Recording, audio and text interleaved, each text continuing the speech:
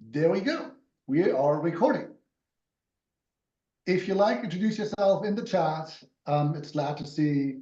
I think many people are familiar with each other tonight, so that's great. As always, ask questions in the chat if you have any as they come up, and Laurie and I will go along and answer them where we can fit them in. Hi, David.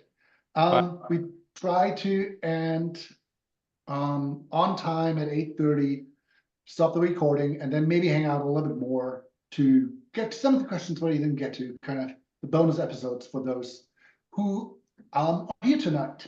If you have any feedback, anything you want to talk about, let me know at legislation@oregonpta.org. And with that, I stop sharing. And it's my great pleasure to introduce our guest for tonight, Laurie Wimmer, longtime education advocate. Laurie is currently the Executive Secretary-Treasurer of the Northwest Oregon Labor Council, which is a union of unions leading more than 54,000 workers in a region that includes Washington, Multnomah, Clackamas, and Columbia counties. But that's not really why she's here. Why she's here is because she's a 34-year-old veteran of Oregon politics. Laurie was 26 years, for 26 years, the government relations consultant for the Oregon Education Association, the teachers union. And her magnum opus in that time was the passage of the game-changing Student Success Act, which we'll talk about tonight. That's why we're here. So prior to her work with OEA, she was executive director of the Oregon Commission for Women for 6 years, where she helped to pass historic legislation on family leave, stalking, sexual harassment, domestic relations law, civil rights, and women's health policy. She's also been a nationally published writer and editor for more than 40 years, and a new education textbook examining the politicization of public education will come out soon. Looking forward to that. I'm Robin Wimmer. I'm the VP for Legislation for Oregon PTA, and I'm relatively new in this role. It's still less than a year that I've been in this role and in school funding advocacy in Oregon. And maybe as some of you are as well in the audience. And personally, as an advocate, I find it always beneficial to understand what has come before me. What is the conversation as an advocate that I'm joining, because there has been work before me, and I don't want to kind of go into a room and start talking without knowing what's going on. So I'm really happy, and thank you so much, Laurie, for being here tonight and to help us understand what has succeeded, what has happened, maybe what has failed, and for you to share your perspective on the recent history of school funding and school funding advocacy in Oregon. And with that, Laurie, please take it away. All right, let me share my screen. Does everybody see that? Not yet. Okay. Let me see. Okay, share screen. Okay, let me get to the beginning.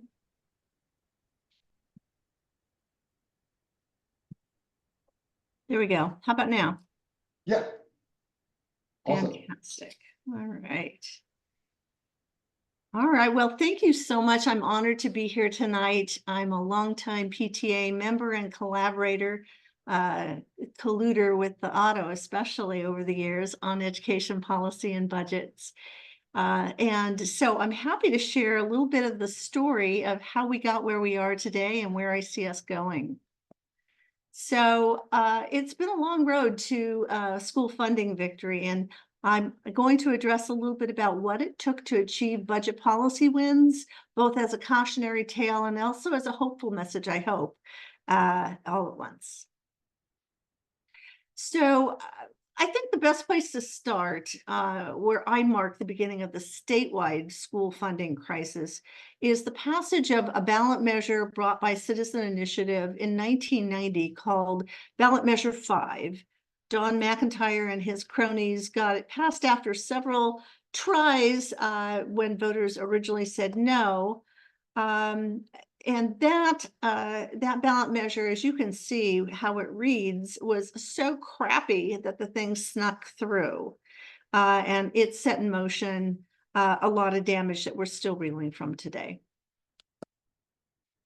So some of the ballot measure 5 impacts this is a property tax limitation. I won't go into the details unless when we get to the question section, you actually want me to go into the mechanics of what it did. But just so you know, it didn't fund schools better.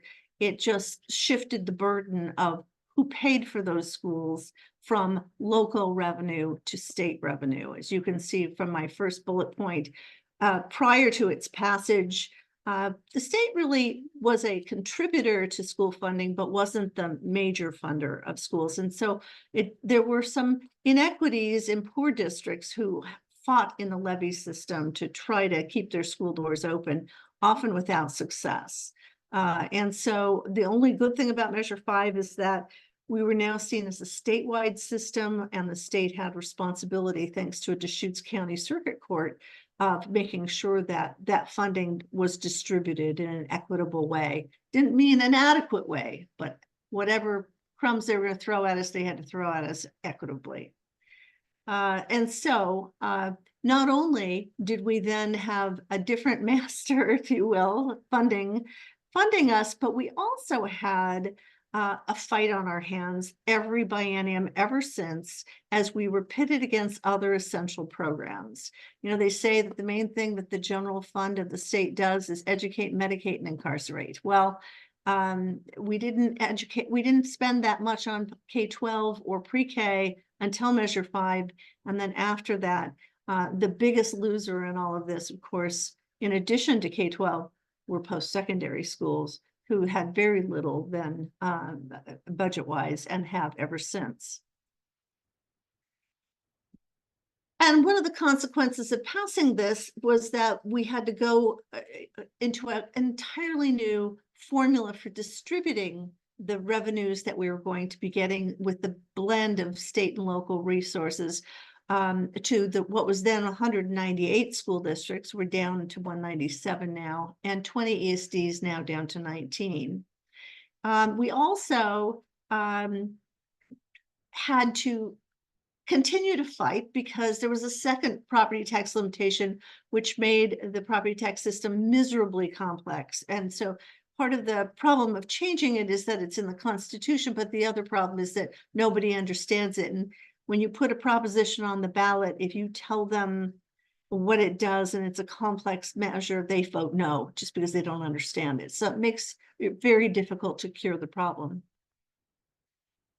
As a result of this lack of funding that was set in motion by these two property tax limitation measures, we saw the class sizes increase to among the highest in the nation.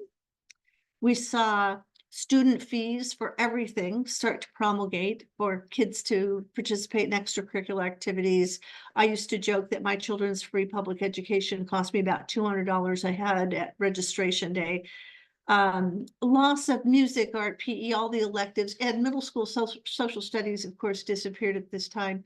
We had the worst school nurse to student ratio in the nation still today, and so much more. Different schools experienced it in different ways. Typically in rural Oregon, because of long miles traveled by very expensive gasoline buses, they moved to a 4-day week so that they could cut money out of transportation, which was in that part of the country a much bigger line item than it is in urban areas. We also shortened the school year, excuse me, in many places. And of course, then there were lots of staff layoffs, lots of cuts to essential services to help students achieve. All the while, the legislature kept pounding their fists for higher achievement, higher graduation rates, better test scores, et cetera, you know, so they starved the beast and expected better performance. So after nearly a decade of this, students it was starting to show in some of those temperatures that you take of school health. And while that was all happening, the legislature typically it was in Republican hands in either one or both chambers. never in the governor's office during this period. But because of that, there was no opportunity to really move the ball forward in terms of greater funding. It was a huge Herculean task just to hold the ground with what we had. And, what we had was put at greater risk because not only did they introduce new tax breaks, but they also imposed a rule on themselves that they had to have a 3/5 majority. They sent that to the ballot and it passed. And so it was in the Constitution that they had to have a 3/5 vote, a super majority, to raise taxes. Or even to cancel tax breaks, which was ultimately reversed by the Supreme Court, but for at least 2 decades was in force. They constitutionalized the kicker, making sure that that was now cast in cement. They then created rainy day funds, but they took money off the top of the general fund for that. They supposedly put it in the ending fund balance, but they locked in a rate that was pretty high after promising they wouldn't. They passed all kinds of band-aids onto schools. We fought off a lot of them, but there were plenty that passed without resources to pay for them. So while schools were already reeling from the cuts to their operations, now they were also having to stretch that lesser amount of money over a greater number of programs. And then, of course, the charter school law also came into play in 1999, and that doesn't create a new revenue stream. That means you take money out of the regular school program and put it over into the charter schools. So they don't fight for their own funding and are rarely ever a part of our group efforts to achieve a bigger budget. They just simply take whatever we got their share of it. So in 2000, OEA and a number of our friends worked together to put on the ballot measure 1. The governor actually was the chief petitioner working with us, and it was called the Educational Equity and Accountability Act. And it said, in part, that we got a local option improvement in our local option law to make that more equitable. But the other part of it was a thou shalt fund schools adequately piece. And what it said is that the legislature is required to fund schools fully to meet their expectations as it relates to outcomes. And so that was put into the Constitution. It passed in all 36 counties in Oregon by about a 2/3 measure. It was wildly popular, but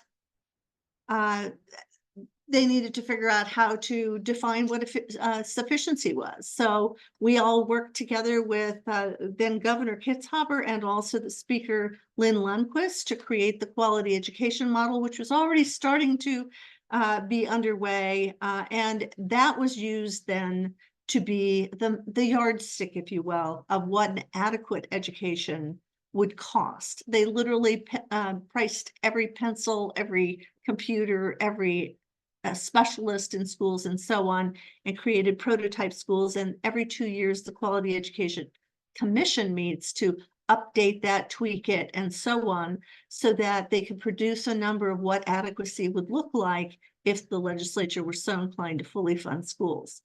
And as I said, in this period, it was primarily a Republican-led legislature. And so sticker shock, because the amount that was adequate was significantly higher than the amount they were funding it. So they decided just to ignore it and maybe it would go away and to demean it.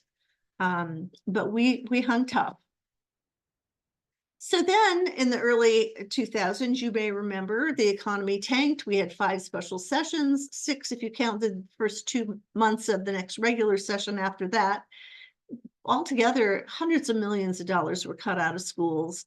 This is already starting from a place I told you was a crisis education budget level. They tried through some of those special sessions to send temporary fixes to the ballot, a little surcharge, extra amounts of money for wealthier people to pay on their income tax. Both of them went down in flames because, after all, we were in a recession. And so the cuts went forward and schools hobbled it even farther back.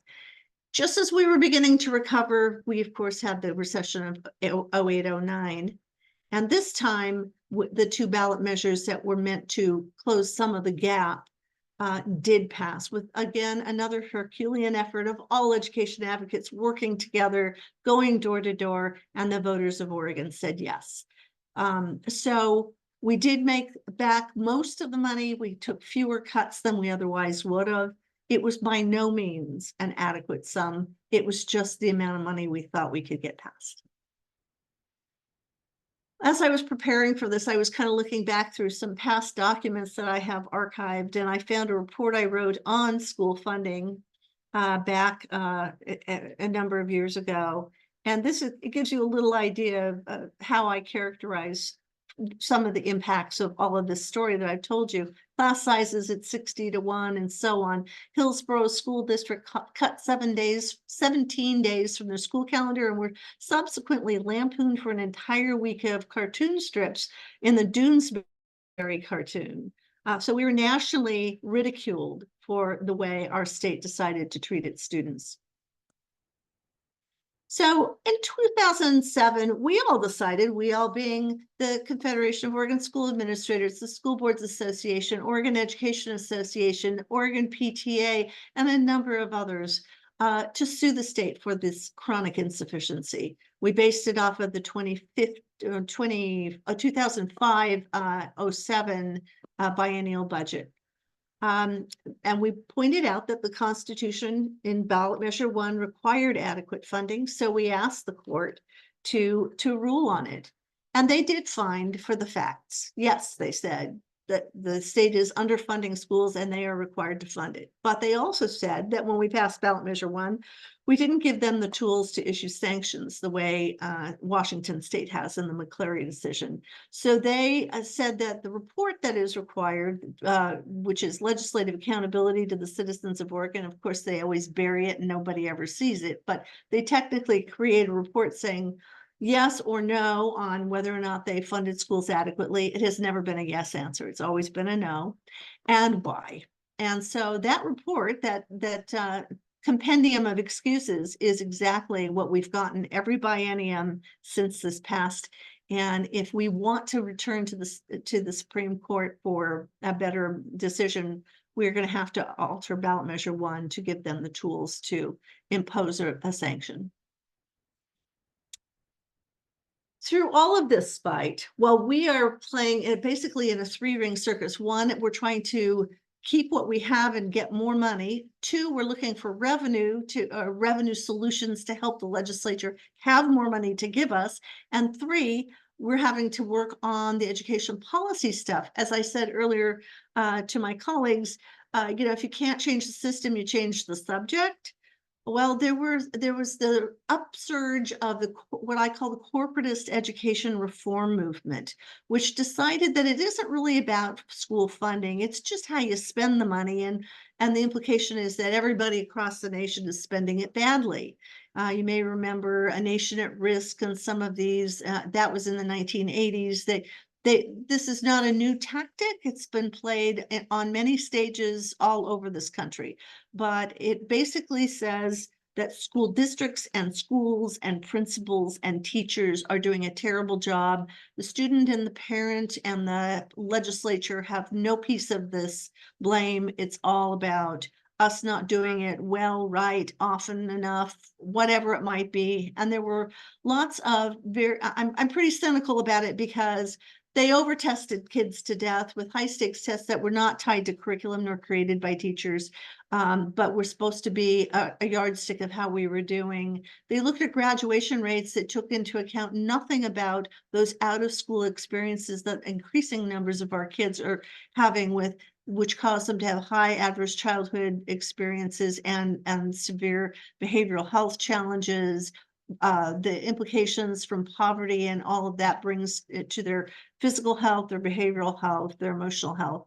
And the supports had already been cut and were continuing to be cut, but somehow it's all the school's fault. So that was when I talk about education reform and accountability, I'm talking about that environment where there's this cynically derived approach to what could be legitimate, reasonable accountability, for which we should all be happy to report about.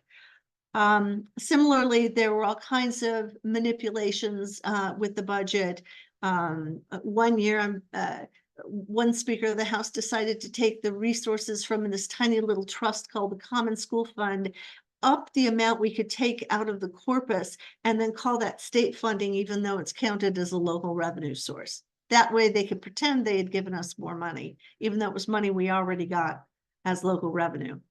Another one was to suppress the biennial, what they call roll-up. That is the inflationary growth of the same budget. In other words, doing tomorrow what you did yesterday, accounting for inflation and enrollment growth. Some people call it the CSL, which is short for current service level. And that biennial roll-up has been manipulated significantly over the years to depress the numbers so that the bean counters in Salem could tell the legislature, you only need to raise this much to keep districts from having to cut personnel rather than this much. And that has been their favorite tool ever since they came up with that a number of years ago. And then there are a number of other things, as you can see. Another favorite is to go after the formula. In other words, we don't have to bake a bigger pie. We just need to fix how we slice it up and distribute it out to districts. So I call this the lesson in how not to fund schools. Here's an interesting chart. It was developed in 2011, and I think if you continued that arrowed line downward on a pretty steady trajectory, you get to today at 28%, 10 percentage points lower. I call this the loss of market share, because consistently, biennium after biennium, we have gotten less and less of the state budget as those dollars have gone to other programs. And, I have a big eye roll whenever the majority offices put out press releases saying, we passed the historic highest budget in the history of the state. Well, in dollars, yes, but as you can see, by virtue of our share of the money they have, or if you look at the amount as adjusted for inflation and enrollment growth and new mandates over the years, you will see that it does not spend as the highest budget in history. That's it's like saying bread is at the highest price it's ever been in history, or the governor's office or the legislative budget's the highest in history. They will always keep growing as our cost of living keeps growing. But we are patient people. We know that the legislative process is one of baby steps, and that you have to be persevering and patient to try to win some victories. And we did some small ball victories. We passed some levies, local option and bond levies. We changed laws to make it easier to use those monies. We blocked a lot of bad proposals that would give money away and make the general fund even smaller than it had already become. We won a ballot measure to dedicate corporate kicker revenues to K-12. We built coalitions and reached out to voters. We elected pro-public education people. The idea was that this was going to be a long game kind of victory if we ever achieved it. And so in 2019, we believed that we had won. And I want to take a pause here, because now that you've gotten the backdrop of what a 30-year fight has looked like to get to this point in 2019, 5 years ago, I thought I'd take some questions first before we proceed on and talk about the Student Success Act. I appreciate that. And that was a tour de force of education advocacy here in 20 minutes. I have some follow-up questions as you were talking. Let me start out with the ballot measures, some that failed, some that we were able to win. What do you think make the difference between those? Why did we lose and why did we win some? What made the difference? Well, I think that 66 and 67 took lessons from our losses with 28 and 30. When you say to the voter, you need to vote yes on this or else, we won't have enough money for schools, that's a little vague. But when you actually appropriate the money and say, this is the budget and this is what it will buy, And oh, by the way, we need these dollars to fund it. So if these measures don't pass, all of that goes away.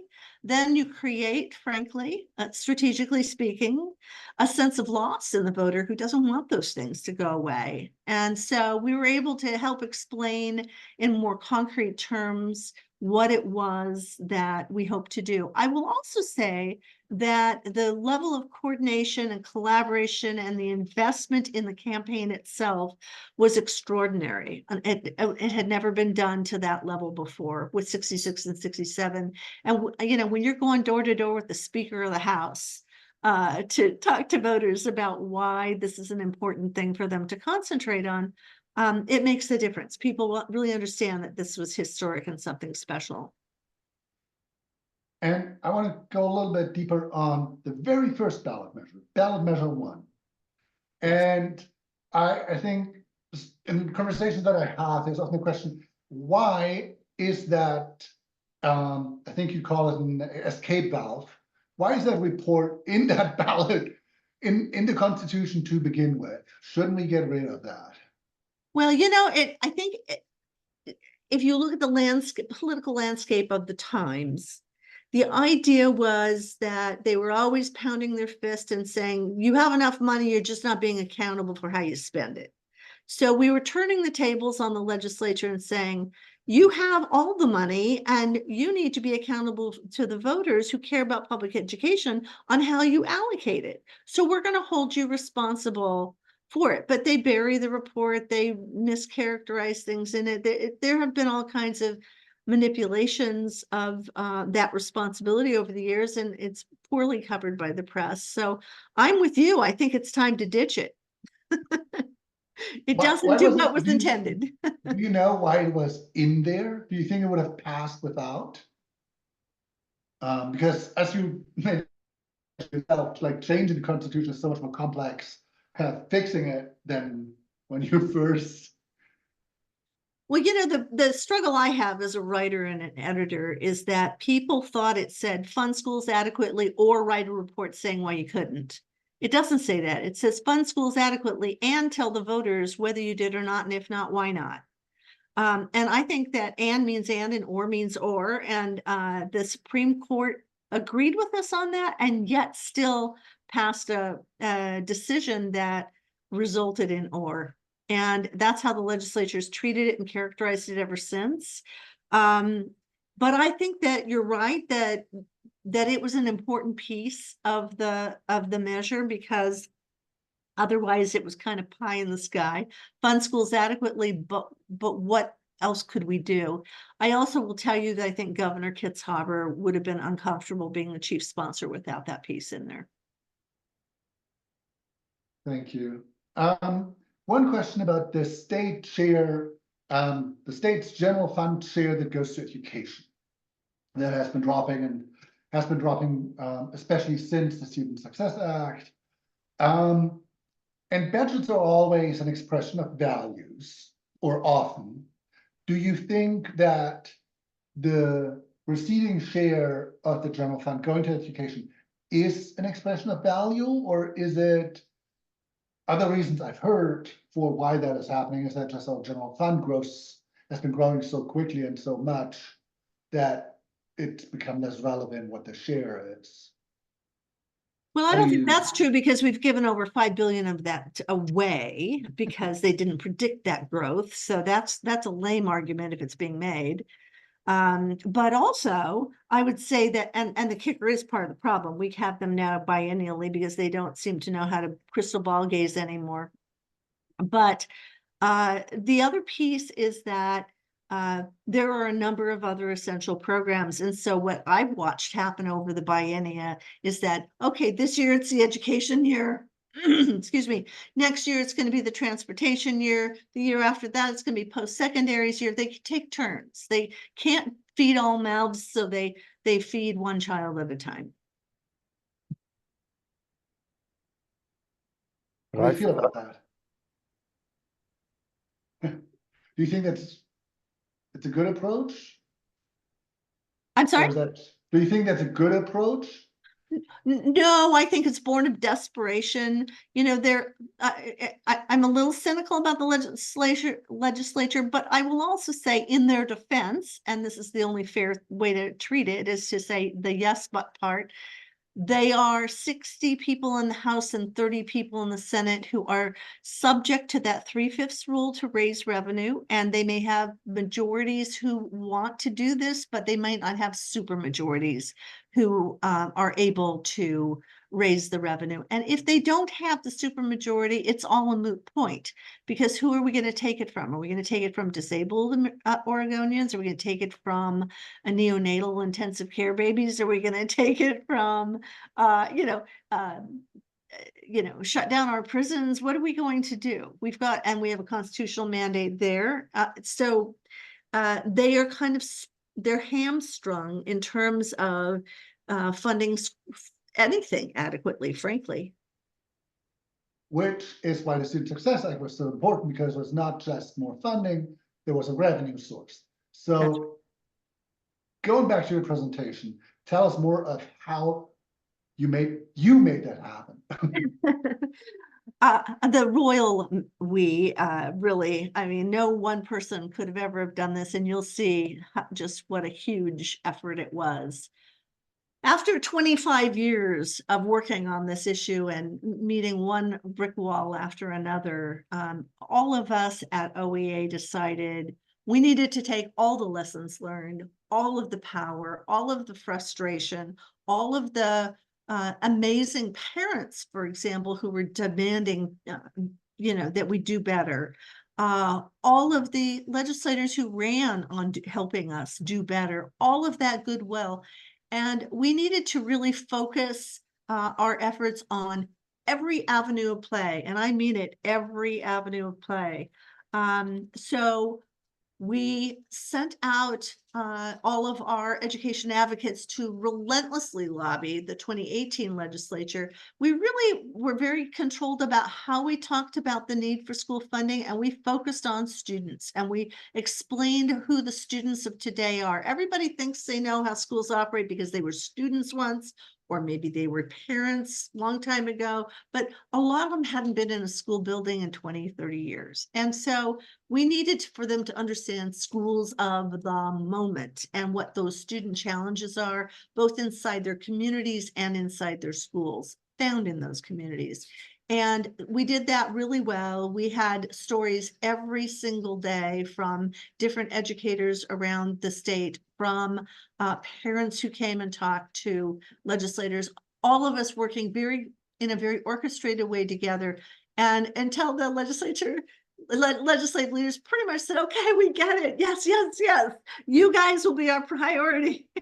So they created something. And I will say part of that was also getting pro-public education legislators elected in sufficient quantities to make sure that their leaders were on our page as well. And so that's what we did. And then the next was the implementation phase, which I divide into 4 parts. First of all, the legislature created the Joint Committee on Student Success, that's JCSS. And they were going to develop the plan, all the elements, and the path to getting there. But they needed to start by doing a roadshow and talking with Oregonians. They literally drove all over the state. Sometimes they flew, but mostly drove. 2,700 miles logged. They were in 77 different schools, and they spoke with business leaders, community leaders, parents, students, teachers, everybody you can imagine who wanted to come before them. They heard from tag parents. They heard from kids who were on IEPs.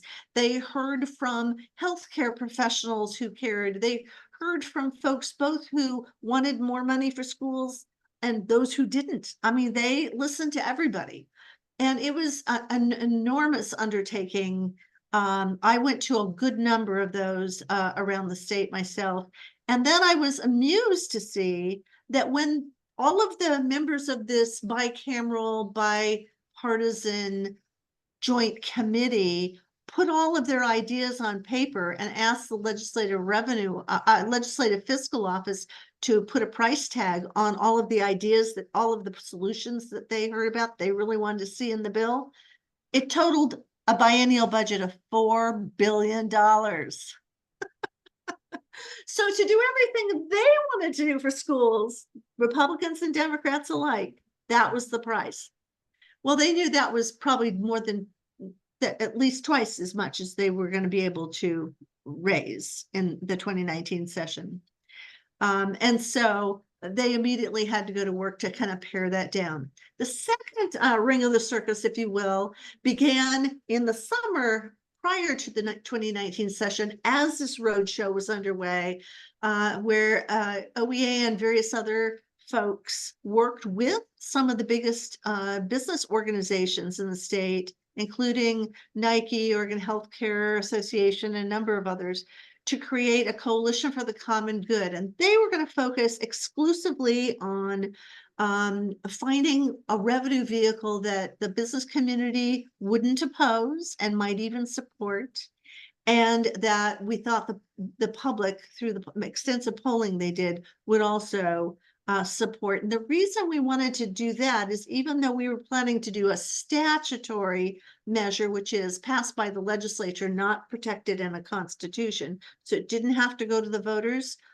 because in Oregon's constitution, there's a rule that says if you have a measure for raising revenue, for raising taxes, you must enable anti-tax people up to 90 days to gather enough signatures to put it on the ballot and challenge the legislators' actions. So they wanted to make sure that whatever we created to raise the money would be something that would likely pass voter muster were it challenged. But we didn't want the business community to fund that challenge, so we wanted to make sure they were playing on our playground.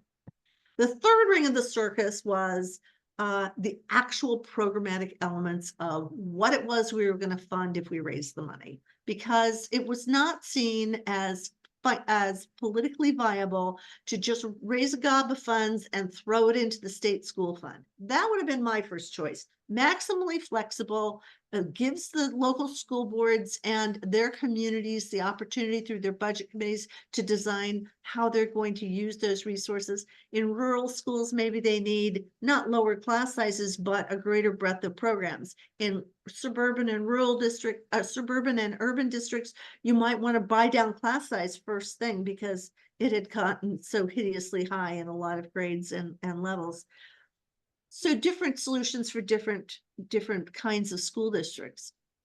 And so the maximum flexibility would be just to appropriate the money, but it was not perceived to be something that would survive the business community or even some of the public's expectations. So instead, a non-competitive grant was chosen with lots of strings attached in terms of who would get the money, what it would fund. You had to apply with a grant. You had to go through a significant process, involve the community in it. You had to have metrics of achievement by a certain date. So when you write a grant like that and put all those strings on it, it makes it so that the tiniest of districts just say, screw it, we're not playing, because we don't have the people who can do this work, and it's not worth it for the tiny amount we'll get our share of it. So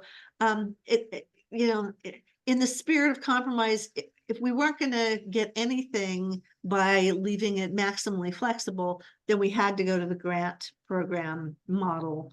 And so we tried to model it on the what do we call it? There's something in Oregon law now. I helped write it. I can't think of the name of it now, but it was basically like a school improvement fund. SIP, I think, was its initials. And we had funded it just once or twice. And it had a range of things you could spend it on, but it wasn't too demanding, and everybody got their money. So we kind of modeled it on that. So it was a compromise between maximum flexibility and really buttoned down. The fourth area of play was, we had a lot of people who liked that $4 billion list a lot, and they expected us to fight for that, not $2 billion, $4. And they didn't want all the strings attached, and they wanted to have more local control. And they wanted it to be constitutionalized because if it was statutory, it could be changed. And so there were a lot of the folks who fought for this to come into play now felt a little bit betrayed that some compromises had to be made to get it passed. So you always have to keep your folks close, even as you're pursuing legislation. So as I said, our win was conditional on making sure that it was just in the Oregon revised statutes, which is the law books, but future legislatures cannot be bound by it. So that puts it in harm's way. It could be rated. It could lose some of its funding if they cut the corporate activities tax, which was the vehicle that funds the Student Success Act. They could add other programs for use of that same amount of money, which means everybody gets less in order to feed more mouths. And by the way, the ink was barely dry and they were doing all of those things.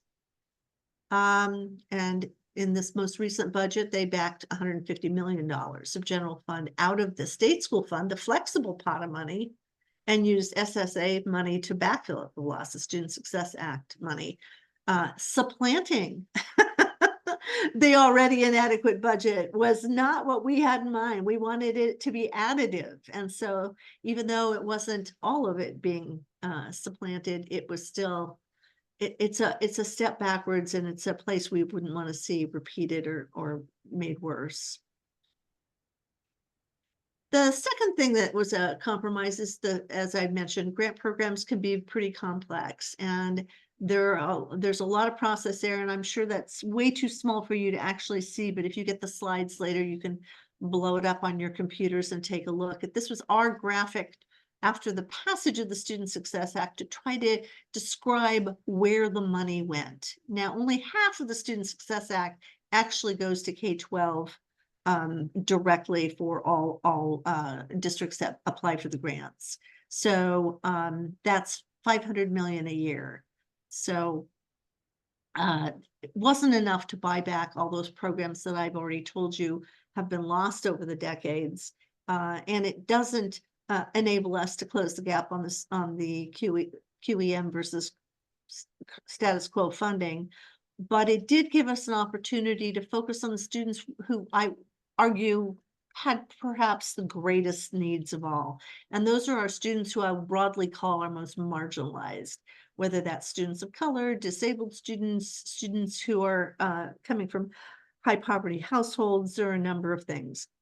And so by focusing the money that way, we felt that we could achieve more with the limited dollars than we could if it were just open-ended. And I mentioned that it doesn't fully fund schools still. So I created this pie chart just to give you an example. This is the current budget for the 23-25 biennium. And the 10.2 billion was the state school fund appropriation. That's the big green part of the Pac-Man there. And the 1.3 billion is the SSA. And then the brownish red is the gap. So that's how much more miles we'd have to drive to get to adequacy per ballot measure 1. Now I've gone into a lot more detail in some articles that I wrote or co-authored. One was in the National NEA magazine, National Education Association magazine, and I think Robin's going to circulate these to all of you. So that you can read them for yourself. And then the other was I authored in the OEA magazine. So both of those go into a lot of detail about what's in the measure, what the requirements are, what some of the sub-programs are in the statewide account, and so on. I would like to look a little bit now at where we're going in the future. Can I interrupt you before we go there? Sure. And because I do have some questions, and if anybody else has questions, please put them in the chat, and we'll try to get them as well. Who would you say was the biggest help in getting the Student Success Act passed? Well, I would say the co-chairs, Arnie Roblin in the Senate and Barbara Smith Warner in the House. They were the co-chairs of the Joint Committee on Student Success, and they ably led a very large group of legislators and kept all of them marching in the same direction. There were 3 subcommittees in that whole process. One was on accountability, one was on raising revenue, and the third one was on the preschool piece. And Senator Mark Hass, who was the chair of the Finance and Revenue Committee of the Senate, chaired the revenue piece and worked very closely with our Coalition for the Common Good group to fine-tune the CAT proposal, the corporate activities tax, and make sure that it did what it was intended to do and raise the money it needed to raise. And this is very difficult to guess, but like how many people were working on this? How many hours?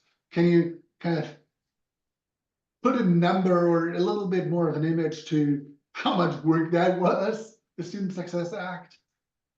Oh my gosh, I think it was an accumulation of all the other fights that I've previously described, which is why I went into some history, because it wouldn't have happened if we had just showed up one day and said, this is what we want to do. It was all of the people who had seen us coming back over and over and over and over again in every budget period for every biennium. And then when we got to the point of coordinating, it was literally thousands of people. Just a week before the Student Success Act passed, we had 5,000 people in the Capitol building. And then we had a one-day, basically work stoppage rally in every city in the state. There were more than 20,000 people on the Portland waterfront. That was that picture I showed you of all those red t-shirted people. That was the most magnificent thing I'd ever seen in my career. The only thing that rivaled that size of a crowd was when one of the presidential candidates, Barack Obama, came to town. I was on the stage in that same waterfront. I think he had a similar crowd, but we had many tens of thousands of people all over the state from all walks of life, both parties, etc., who really had made this their number one priority in a way I had never seen before in all the other fights. Why do you think people were so motivated? Because the problem had gotten so severe. Yeah, that's not, I don't want the problem to get so severe that people. Well, you could argue the problem has gotten that severe.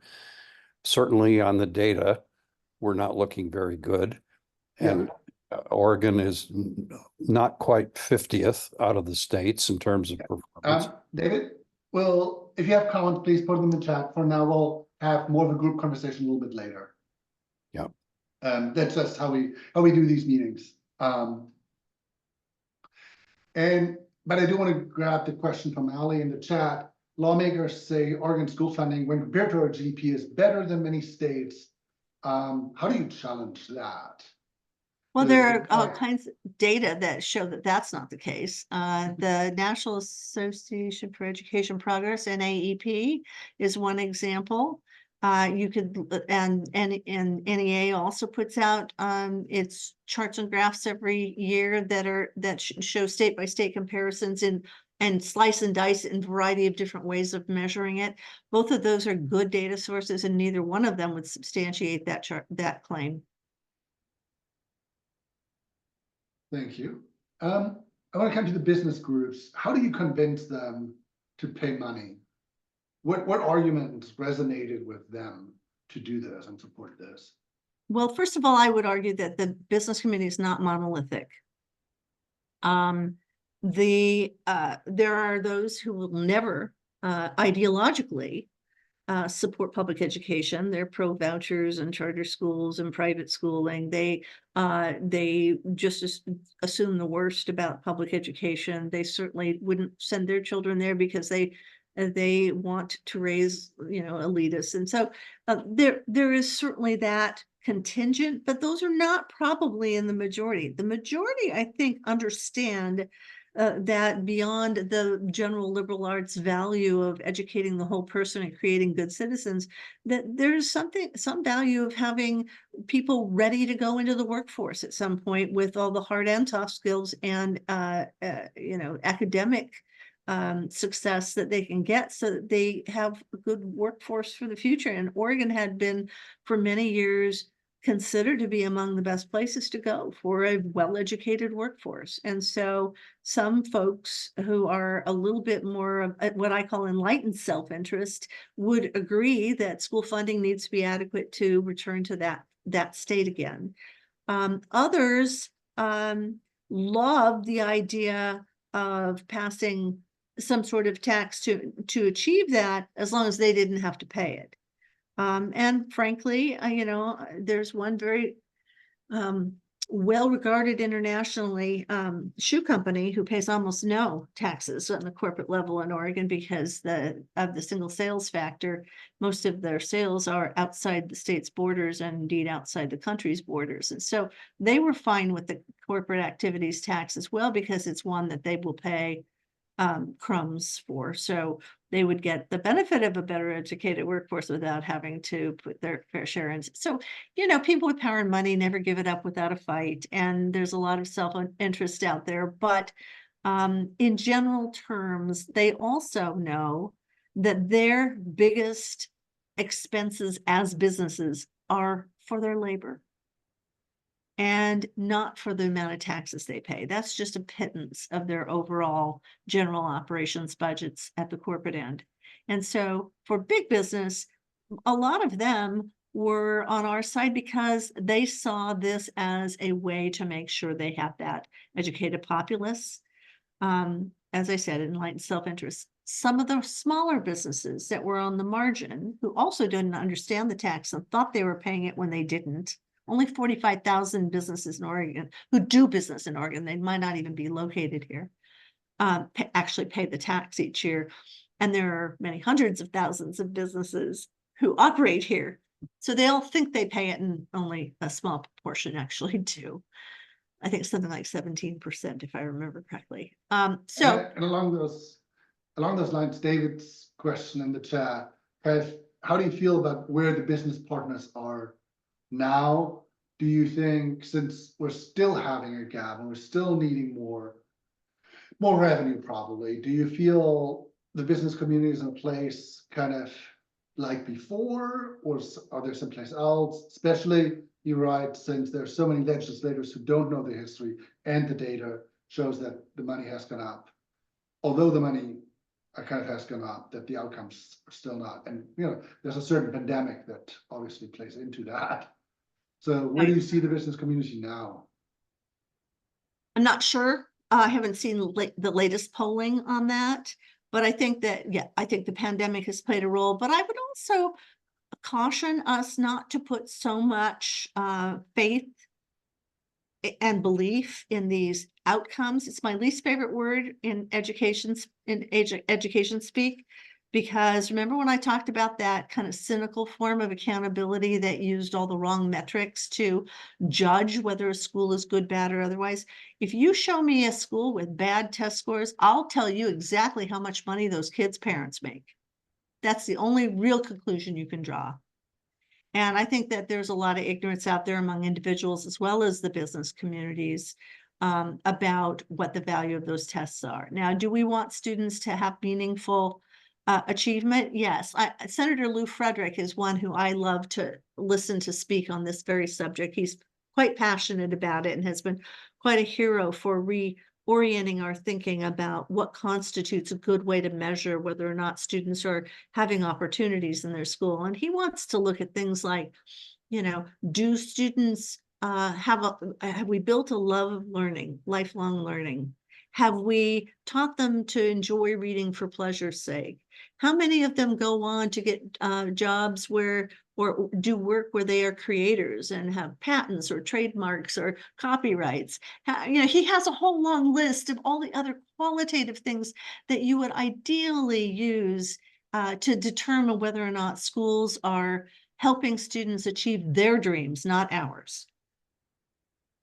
And that might be a better way to look at it. Thank you. Before I let you go on, last question, is there in hindsight something you would have done differently?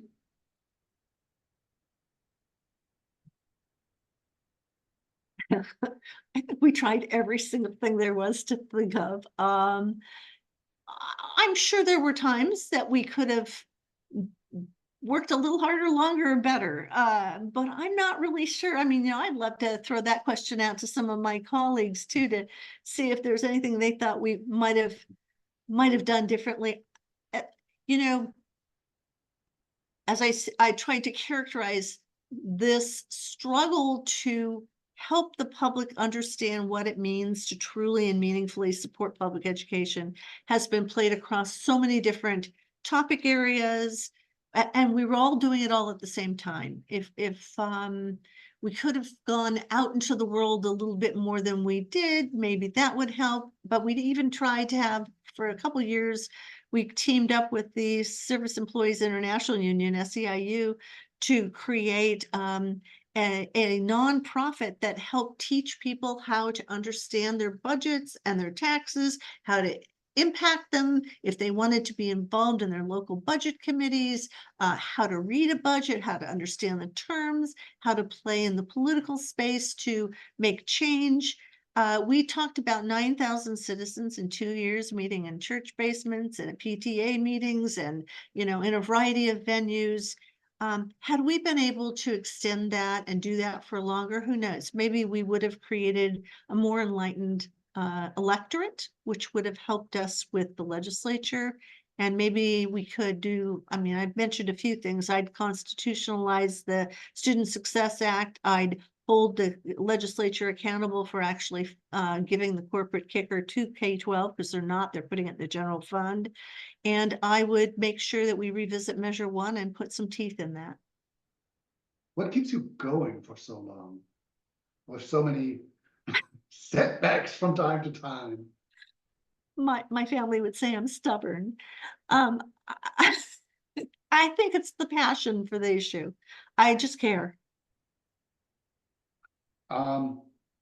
So do many of us who are listening to us. We're kind of coming up to time. I want to go a little bit long here, make sure we cover everything. I know you have a little bit more about kind of where you're seeing what's happening right now. If you want to go with that. Sure. And I think I can do these slides pretty quickly. So the latest chapter in the recharacterization of the issues by legislators who feel responsible and defensive over their underfunding of schools is to go after the QEM as outdated and needing modernization. Every 2 years, understand the modernizing did happen, but it could have stood an overhaul, but done correctly. The question is not whether to do it, but how and by whom.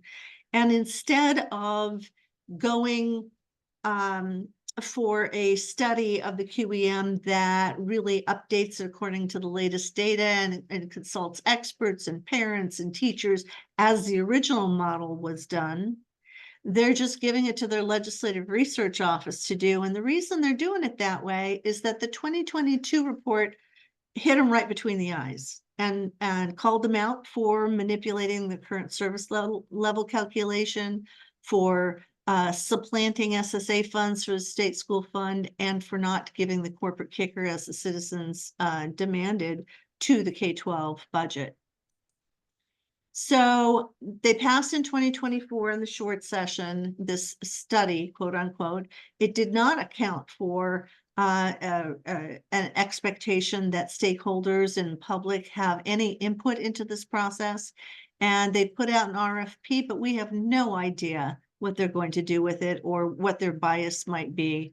And so I tried to stop that language from passing, but the fix was in well before the session even got underway.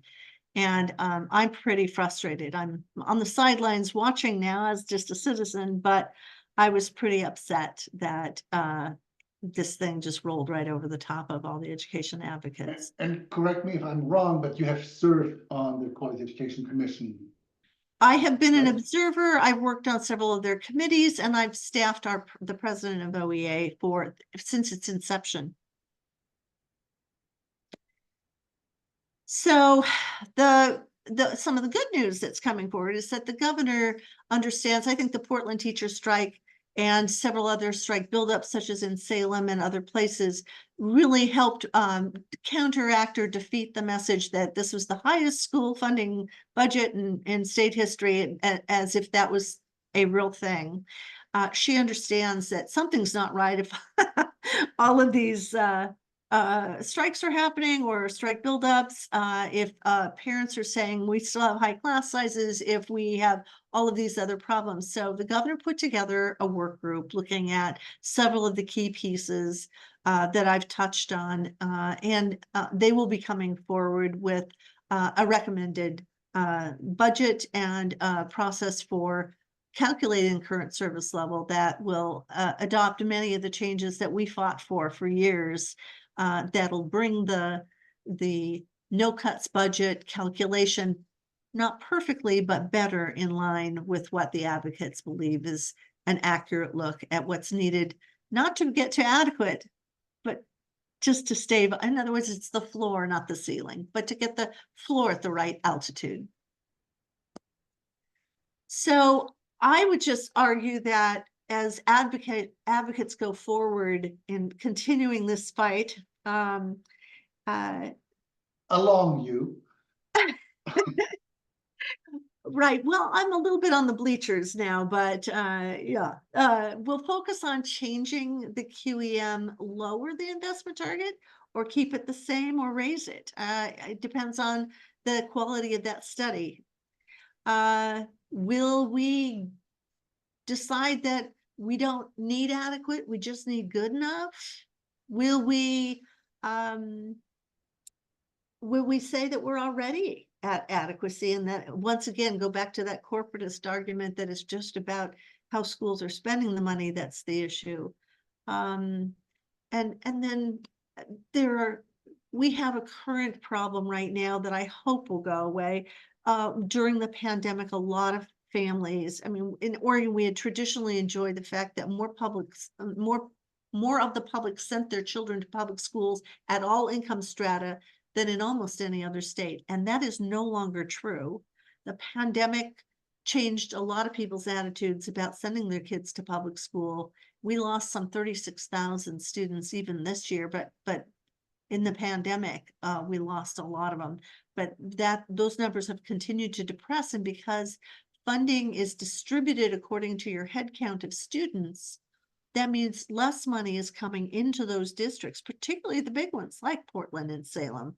And that's why they are, even with a current service level budget that's close to adequate, it wasn't adequate when you lost all those students, because there are all those stranded costs that still exist, but not enough kids to draw enough dollars. So if we're going to move forward to get to adequate, that means that revenue has to be on the table once again. Does that mean changing the corporate activities tax to draw more dollars? Does it mean some plan that enables the general fund to get more resources and then dedicate it to the state school fund? What are we gonna do? What's viable? What could pass citizen muster? Because it'll of course be challenged to finally close the adequacy gap. I'm handing the baton over to the rest of you for figuring out the answers to these questions, but I'll be cheering you on and happy to take any other questions. Thank you so much for that. And I think just with the last question alone, we can probably talk for another hour or so, but we're not going to do that. Before I let you go, there are two questions that we've been asking all our guests, and I want to ask you too. And the first one is, what is something you like about Oregon schools? What I like is that we have a diverse, an increasingly more diverse population of kids who, and many, many excellent educators who really put their all into helping those students get what they need, irrespective of these challenges that I've just explained to you. For example, if you do want to look at test scores, ironically, though they were designed to be used against the system in some ways, at least that's my view, even when we were underfunded, we have continued to improve those test scores overall. And even in some subgroup demographics that have been more challenged, there have been some achievement gaps in terms of those test scores.